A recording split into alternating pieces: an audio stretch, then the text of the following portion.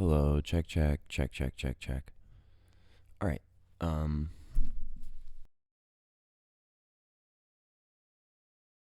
Hello. Acting funny, so I switched to recording. Let's see. How do I start here?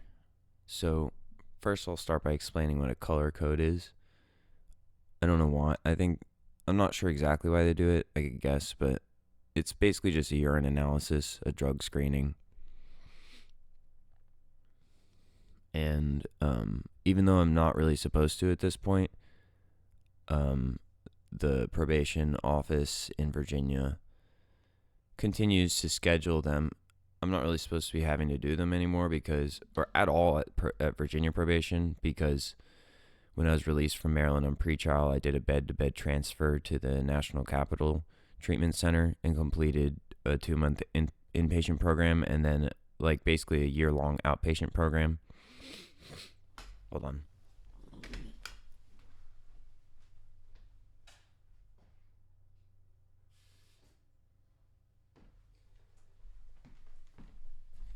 And in that time, the Maryland probation officer that I had wasn't treating me very well either. And they even tried to make me take an abuser's class, when that was not part of my probationary treatment, and I was the one being abused. That's why I did what I did in the first place, which you guys shouldn't have arrested me for. But you did. And if you've been paying attention to anything that I've been explaining recently, the reason I cooperated is because your system that you're operating under is my system, and I need to cooperate to a certain degree in order to try to fix it.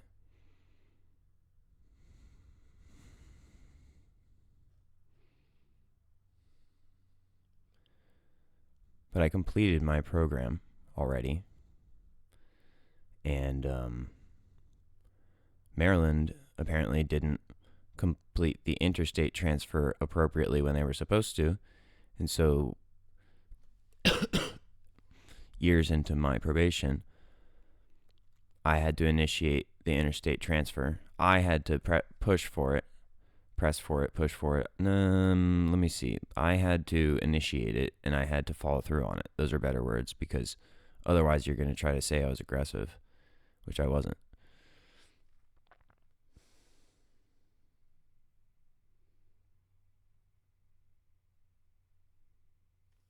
And when it finally got done, the Maryland probation officer said that I was living in a motel for that whole time in Maryland, which is not true. And all that happened was that I went and stayed in a motel while I was up there to do the transfer. So I stayed in a motel for like 2 days, or hotel or whatever. It was an extended stay, but I was not extended staying. I've been living with my parents at home. Otherwise, how did I complete the treatment program if it was a bed-to-bed transfer? You put me in Virginia, and apparently you didn't report it or something. Probably because you know that you shouldn't have arrested me in the first place. You didn't want to deal with that. But eventually my probation did get transferred to Virginia. And the reason I didn't fight them instead is because, like I said, I've been trying to keep things calm and just work with the system to get this resolved, even though that they're in the wrong. I just want things to resolve themselves and then have this be used to update the policies in the future, which is how law, originally worked, is that, for example, if someone like me was successful, or in any situation where a ruling was created, that would then be used as a precedent for further ruling. And it's not a 1-to-1 ratio where you always win based off of using prior rulings, but it sets a precedent.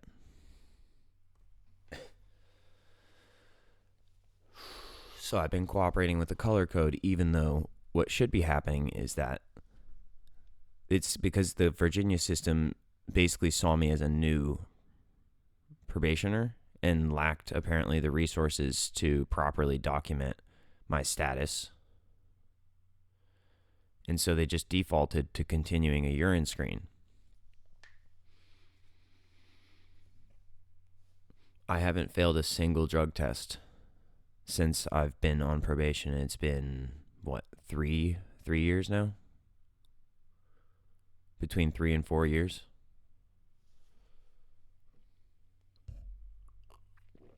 And every time I have to do one, it brings up trauma for me because I was raped by the woman who I was accused of assaulting, even though she assaulted me and I defended myself. And also, this is the worst part, and I'm going to go ahead and say it because this shit has gotten out of hand. I made it very clear that there had been drinking involved during our relationship, me and her, but that I stopped and she didn't, and that was not presented properly in court. And then the judge said that he didn't like me and that he wanted me to come back to Maryland and catch another charge, which I'm pretty sure is illegal for a judge to say to someone. You're not supposed to do that. You're supposed to be impartial and stick to the ruling. Because as soon as you start adding stuff from your own personal opinion, you start issuing commands that are personal instead of legal. But you're doing it in a legal context. Another thing that is upsetting about this is that basically what it comes down to is if I start refusing these urine screens because I don't like the fact that they're making me expose my penis, which once again, I don't have a problem exposing my penis when it's under my control because it's my body. But when you threaten me, basically this is what it comes down to. You've set this situation up so you're like, well, we're not gonna say that we'll shoot you if you don't come in and do this, but basically what it comes down to is if I don't do this, I'll be threatened with arrest, and that it will be at the threat of gunpoint, and that will be at the threat of kidnapping, and basically torture, because I don't deserve to be incarcerated. And last time I was incarcerated, you tortured me. And then what also bothers me about this, and by the way, if you work in this office that I'm talking about, don't freak out. I'm not coming in to try to hurt you today. I'm just explaining why every time I have to go in for these screens, it affects my mental health. This is part of my treatment, and I'm under oath to tell the truth and tell the whole truth, because this situation is complicated. I need to elucidate it for those involved.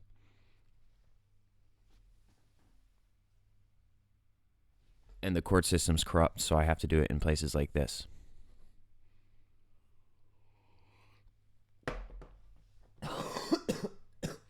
Like I said, it's been made very clear that on your guys' side, this is mostly almost 100% not even about the law. It's just about either selfishness and greed on your part or just about survival. But I'm still trying to deal with this in a way that's educational towards what the law actually is and how it actually works. Because like I said, this is my system and I want it to operate properly. The system that you are working for, it belongs to me. It belongs to all of us, but particularly to me. Do you understand what I'm saying?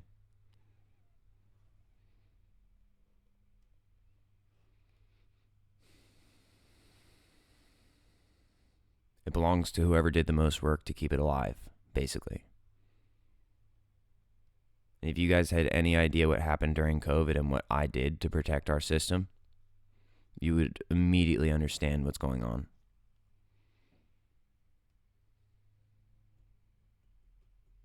And no, I'm not claiming that I'm like the president or something. That's not what I'm saying. And I even had this discussion with myself when I was playing a game yesterday. I don't know if the Master Chief position is filled, but that's probably more so what I would be, is that I wouldn't necessarily fall under Commander-in-Chief at this point in time, especially because I respect the electoral process, even if it's been tampered with. It's the same thing. Just because something went wrong doesn't mean we got to throw the whole fucking thing away. It's just that something went wrong.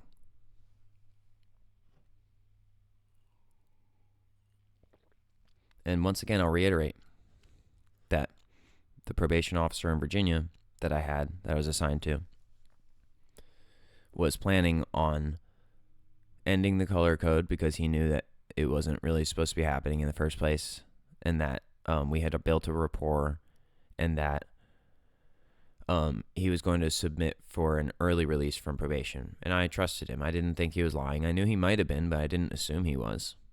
And then right as we came up on time for that, he got transferred to another office. My house got swatted. I was issued 2 more felonies. And this is for something that the law is wrong on. Let me rephrase that. What your printed law is wrong on. It's not a real law. We can make it pretty clear like this.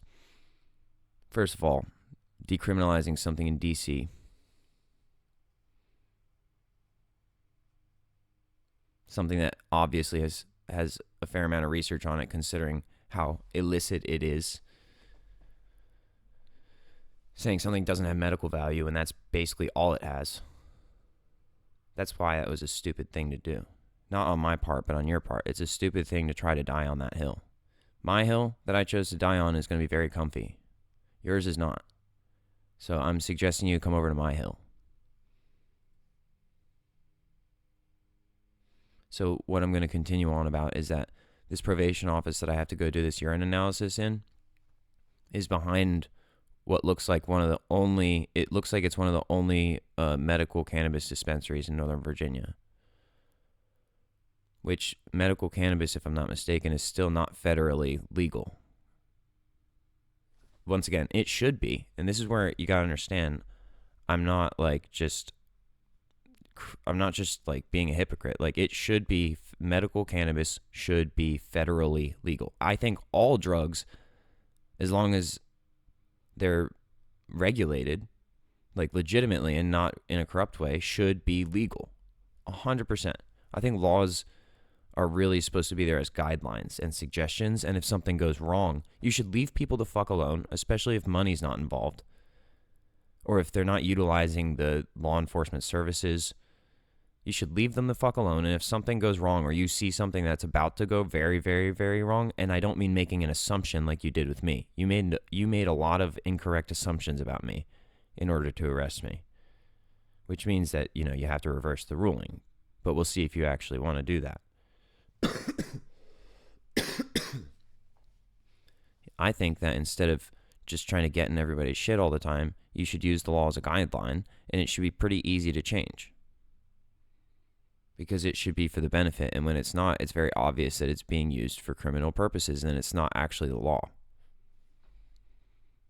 But my point is that the fucking probation office is right behind a medical dispensary. And let me tell you why that would be a good thing. If I wasn't in this situation, why that would be a good thing. It's also in the same office as a Navy SEAL office. It's in the same building as a Navy SEAL office. Whether or not you're a Navy SEAL, you might need access to medical cannabis, and one of the best ways to ensure that your medication is not tainted and that you are not accidentally treating with another potentially harmful substance, or that you're not being poisoned while you're on this substance, is to do a urine screen. And one of the best institutions to then correct this problem if there's something wrong, especially if the user is innocent, is the police and the Navy SEALs. That's why it's actually set up where it could be a good thing, but there's a hypocritical paradox, which is that I'm being targeted for something that is also quote unquote federally illegal, but also, first of all, isn't part of the screening. So it's none of your business. Also, it's something that we all produce naturally, and it's abundant, and I have a deficiency because of an operation that was performed on me against my will. And I don't mean my hand operation, although that contributed also. That was not against my will exactly, but the injury was against my will. And so the issue is that the state police have tried to crack down on something for me, that just because they think that they issued some sort of state law, that they're somehow exempt from the federal overarching thing. And that's why they should have done a community outreach instead of just fucking attacking me in my own home with my parents when I wasn't even selling the shit. It's literally for medical and spiritual purposes, which is protected by the Constitution. That's the whole reason that my family came over here, is for spiritual protection. And trying to say that I have to register a religion is part of the oppression. It's part of the oppression.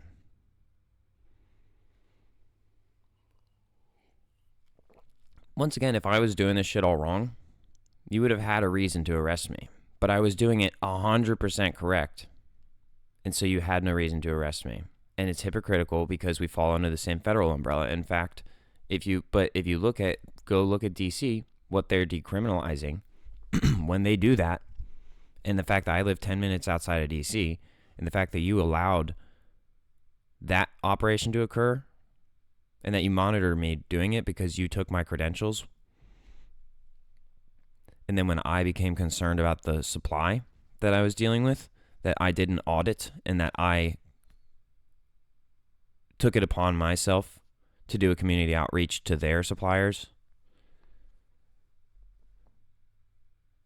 And I did purity testing, and I did spiritual testing, and I did all this stuff to keep myself safe because I'm in recovery, and that was the point of this. Was to not be on the drugs that are harmful to me at this time. That was the whole point. I was doing what I was supposed to do. And it's difficult because your system keeps trying to push drugs that are harmful to me. And they try to keep threatening me to keep taking them when they start killing me, and when they cause like chemical castration symptoms, and they cause me to puke. Last time it took 2 days for my previously prescribed medication, which was the Trintellix, and then I even take the promethazine so I'm not supposed to throw up. And then I have to take a modafinil because that shit burns me out. Took 2 days before I started puking on that stuff again. Vets of the world, you know what I'm talking about. You may have been on way worse stuff, and I've been on a whole catalog. And I have neuroscience training, I have pharmacology training. And you guys just might try to discredit me because I didn't receive a piece of paper from an accredited institution, but ask any scientist worth their salt whether someone can be equal to or better in their craft without an accredited credential, just relying on their own credential, and you will pretty quickly find out that people understand that you can be good at something without someone saying you're good at something. I still like learning from everyone. I'm reading a book by Andrew Gallimore right now, and I already finished one by him to continue research. Okay, you see where I'm going with this? You see where I'm going with this? Do you see why, to some degree, I have a bit of a problem with being told to go into a room that feels unfair and being forced to show my genitals to people who I don't want to, because of a situation where I feel like I'm being trapped, and like there's absolutely zero due process in this entire thing, and I'm just cooperating, and yet this is still happening. And like I said, I can tolerate it. It's not nearly as bad as dealing with like combat, but it still has an impact. It has an impact on my mental health, and it has an impact on the people involved in having to do the urine analysis, because they're not really supposed to look at my penis either. And also, once again, I have a circumcision, and I don't agree with it, and it's traumatizing to me.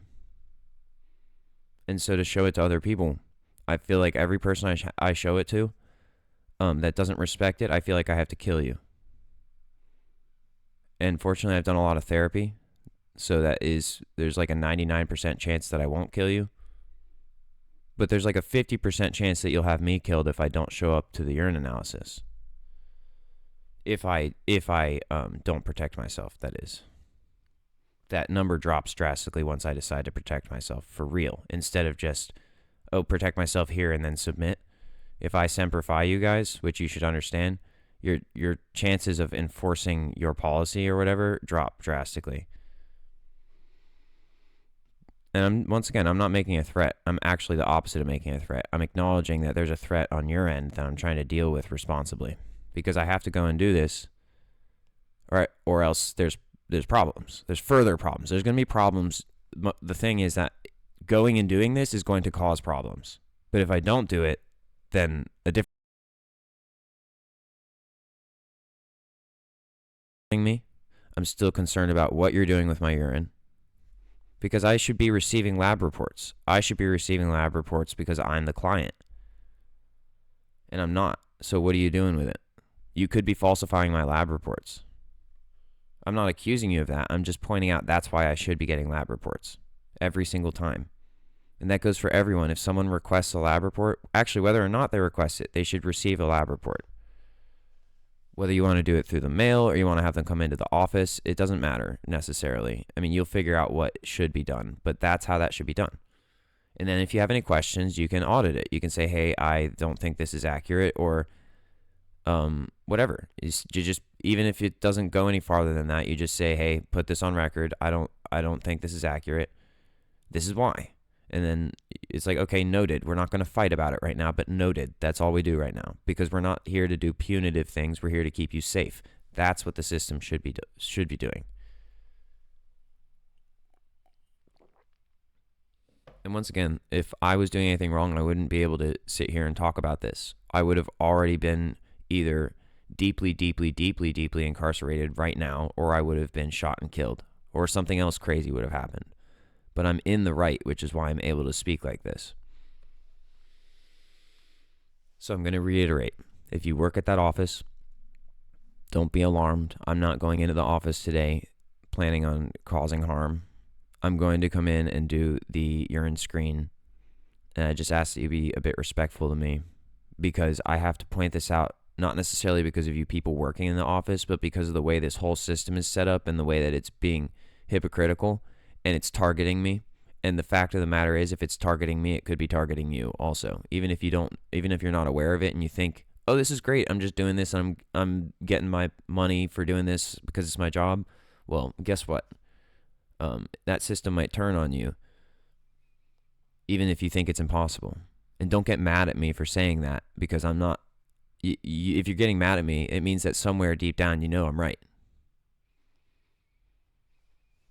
Otherwise, you'd just be like, no, I don't think so. I think I got it under control. And even if you're saying that, that's exactly why I'm saying what I'm saying, is because you might be wrong. And I'm not saying I want you to be wrong. I'm just saying you should be aware of that. You should be aware of that possibility.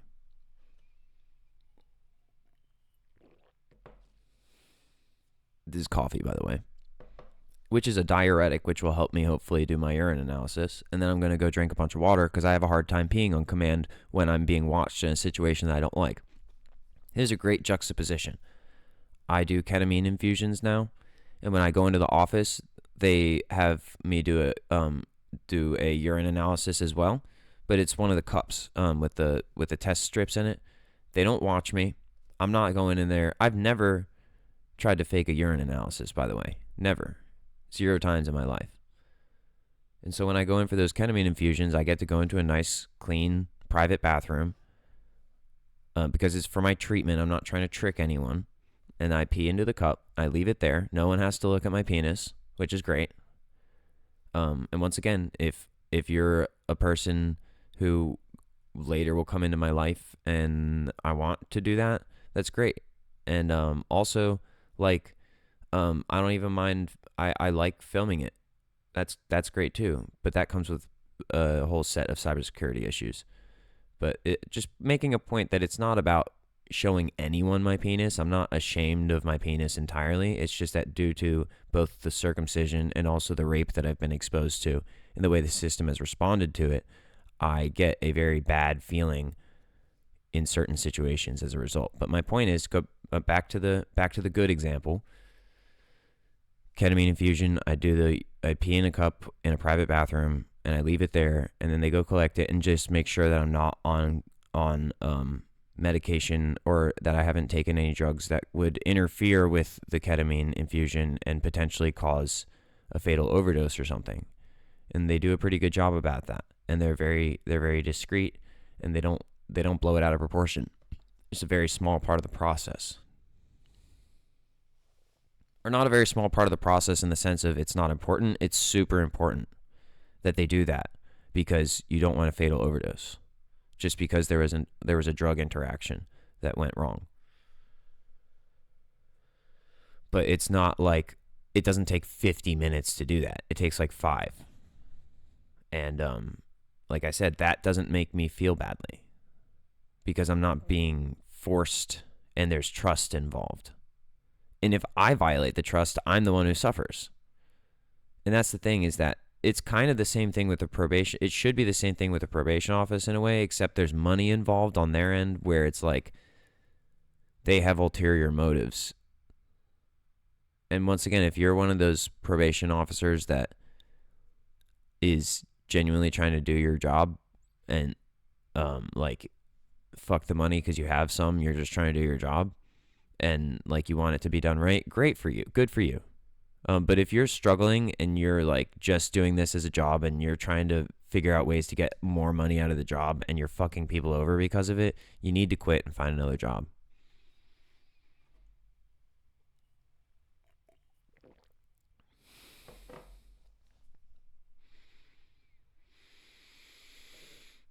And I'm going to reiterate that this is made all the worse by the fact that apparently I was stabbed in the back because I was operating, with the situation that the SWAT team was involved in. I was operating under a clearance for a year. And then at the time after Trump gets elected and then you basically revoke my clearance in a way, which it doesn't really work like that, which is why this is problematic. And also you have to know what a clearance actually is. That too. And then after that, a whole bunch of other federal workers, and once again, I wasn't like a federal worker in the sense that I wasn't getting paid for what I was doing. I was doing research and I was also following through with my treatment because I have expertise. And I have expertise where the system seems to lack expertise due to corruption and to politics that I don't engage in, or that I rise above, rather. Policy. And I want you guys to be aware that I created a lot of the policy. I contributed directly to a lot of protocol that's being used at a very high level in the government. So to use it against me, and especially to use it against me incorrectly, is highly offensive.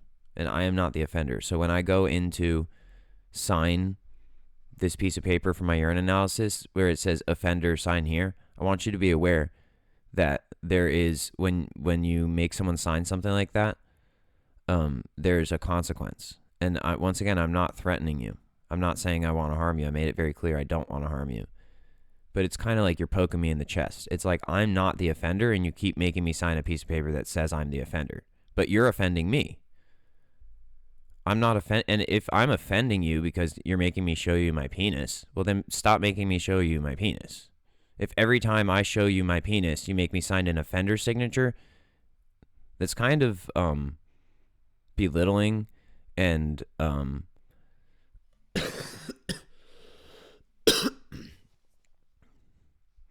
and I've been sexually abused before, so that's why that shit strikes me like that. Oh, show me your dick. Oh, how disappointing. I'm offended.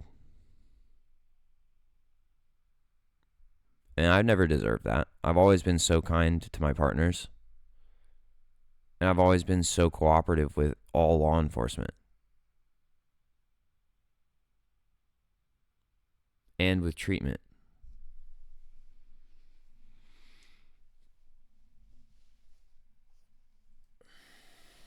So I just wanted everyone to have a fair chance to be aware of what's going on with me and how I feel with it.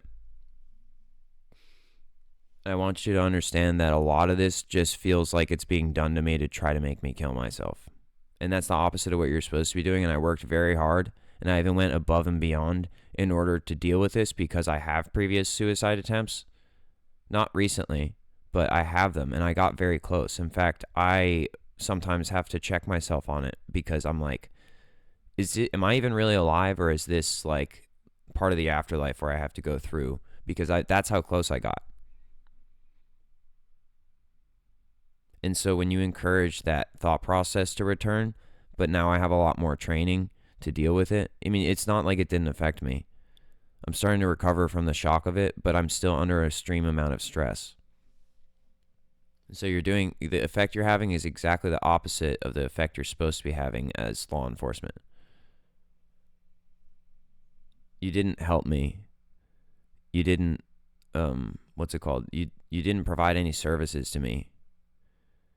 All you did was interfere with my personal treatment, and you interfered with my path. And I want to make it clear that when I've said previously that you interfered with my ability to make a living, I don't mean from the treatment. I mean from the music, from the laptop. The treatment has nothing to do with, like, I had no intention of selling my treatment. Just like I have no intention of selling the esketamine that I have at home. That's counterproductive to me because I need it. And if down the line we fix these laws and I'm allowed to help develop a system to further disseminate the same treatment that I have to others, then I'm all for that. But I have no interest in battling my environment in order to take care of myself. It's a last resort at all times. And that's not where I'm at right now. I have a family that can take care of me. I don't even need the money from the music. I just thought, okay, I paid my dues. I worked my fucking ass off. I'm now the best. I should be able to do this. But as soon as I tried to do that and like finished paying off all my dues and went legit, like I was legit, but as soon as I finished my completion, you guys took my laptop from me. You might think, oh, what's on a laptop? Thousands of hours of research that if you tried to contract someone to do what I did would total in a sum that you would not want to look at if it was a bill that you had to pay. And then enough money on my end, like at the time of finishing, that I can't just recreate this thing. I can't just recreate the equipment. It was fairly expensive and I had to wait. I had to target the sales as well. So anyway, it just feels like this whole process is adding insult to injury with me.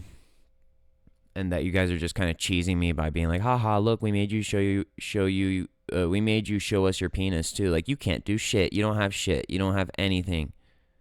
That's what this fucking feels like to me. So if you can imagine, put yourself in my shoes. Be honest with yourself.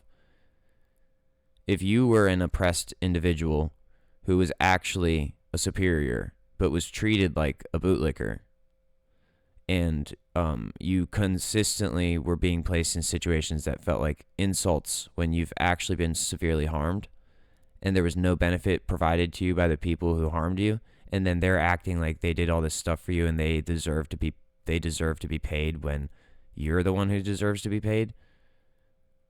And then you have to go through all this, and you get what I'm saying. Imagine how that feels. And then obviously there's context to my personal life that increases this as well, such as like the work that I actually have put in and the risks that I've taken to try to keep myself and others safe, and then to be treated like I'm someone who did the opposite and to be treated like I'm someone who put everyone at risk is very difficult for me.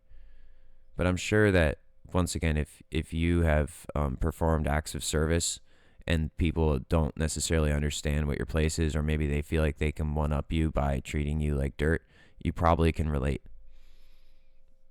I'm not assuming that I'm the only person going through this type of thing, which is why it's especially important for me to talk about it, and why it's especially harmful that my case has been mishandled, and why it's suspicious, because if I succeed, then that means others can succeed. Like, for example, if these new felonies are resolved peacefully and they don't result in an incrimination, that leaves the door open for the laws to change so that more research can be done. And that's what we need. We don't need more punitive action, we need progress. I'd like to reiterate, the materials I was working with didn't interfere with my color code. And with the ketamine, I have a prescription. And when it's an infusion, I go in the doctor's office on a schedule. And when it's at home as the esketamine, I've done it on the schedule every time. And it's a prescription. So when you find that in my urine analysis, which I hope you would, because that means your labs are working, it's a sanctioned material to be in my urine. You get what I'm saying?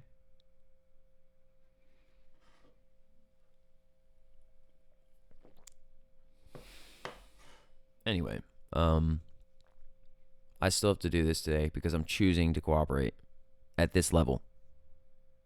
And I want you to be aware that if I'm trying this hard to be communicative and that I see evidence of foul play and I see evidence that someone's trying to put me in direct harm, that I have an obligation to try to protect myself.